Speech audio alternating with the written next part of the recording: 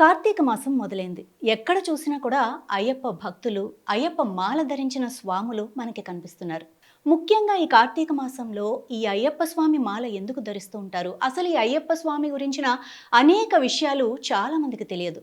So ఆ విషయాలను మనకు సవివరంగా వివరించటానికి ప్రముఖ ఆధ్యాత్మికవేత్త, జ్ఞానరత్న, అలాగే ప్రవచనకర్త డాక్టర్ విద్వాన్ అమరవాది శేషయ్య గారు మన భక్తి చైతన్య స్టూడియోకి విచ్చేశారు. ఆయన అడిగి అనేక విషయాలను మనం కూలంకుషంగా తెలుసుకుందాం. నమస్తే సార్. చాలా సంతోషం అమ్మ. గురువుగారు, అయ్యప్ప రాజపాండ్యుడి గుడి కట్టిన తర్వాత అక్కడికి వెళ్ళారు కదా, మరి అది అంటే ఏ రోజు అక్కడ ప్రాణ ప్రతిష్ఠ జరిగింది, ఆ విషయాలు కూడా మాకు కొంచెం సవివరంగా. భగవంతుడు అద్భుతమైనటువంటి ఒక లగ్నంలోనే, అద్భుతమైనటువంటి ఒక రాశిలోనే, అద్భుతమైన ఒక శుభ సమయంలోనే అక్కడ చేరడం జరిగింది. ఎందుకంటే భక్తి ఉన్న చోట భగవంతుడుండును. మనం భగవంతుని చేరుకోవడానికి కృష్ణుడు చెప్పినట్టు రెండు మార్గాలు, ఒకటి భక్తి మార్గము, రెండు జ్ఞాన మార్గం. అటువంటి విధంగా సామాన్యులలో అసామాన్యమైనటు ప్రతి ఆత్మలోనూ పరమాత్మ ఉంది. ఆయనే పరంజ్యోతి స్వరూపం. మన ఏవ మనుష్యానాం కారణం బంధమోక్షం. ఈ మనసే కారణం ఐహిక బంధానికైనా, ఆముష్మికమైన స్వర్గ సంబంధమైనటువంటి ఆనందమైనటువంటి ఆ యొక్క ముక్తి ప్రదానానికి.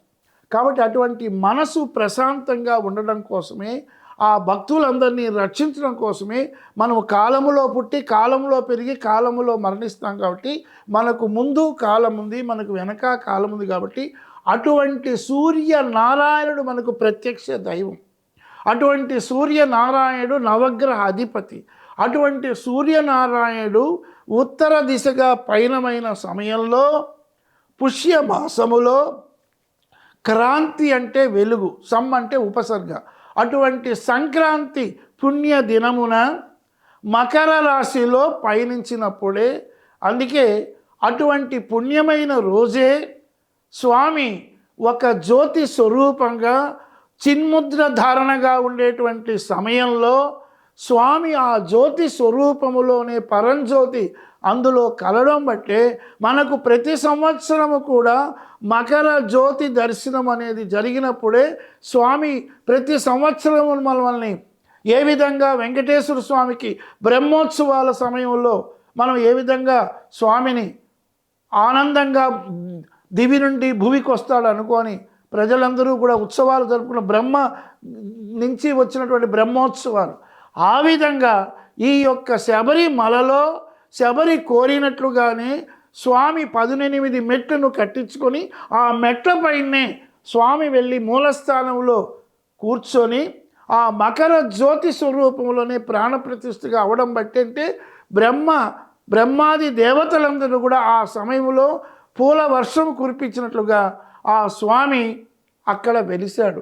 అందుకే ఆ జ్యోతి స్వరూపం గురించి నేను అయ్యప్ప స్వామి శరణామృతిలో వర్ణించినటువంటి అనేక పాఠాల్లో మీరు అడిగిన క్షణంలో ఆ స్వామి యొక్క విలువలో జ్యోతిని దర్శించండి, పరంజ్యోతిని దర్శించండి, శబరికి పయనమైన భక్తులారా భక్తులారా, జ్యోతిని దర్శించండి, పరంజ్యోతిని దర్శించండి, హృదయ జ్యోతి సమర్పించండి.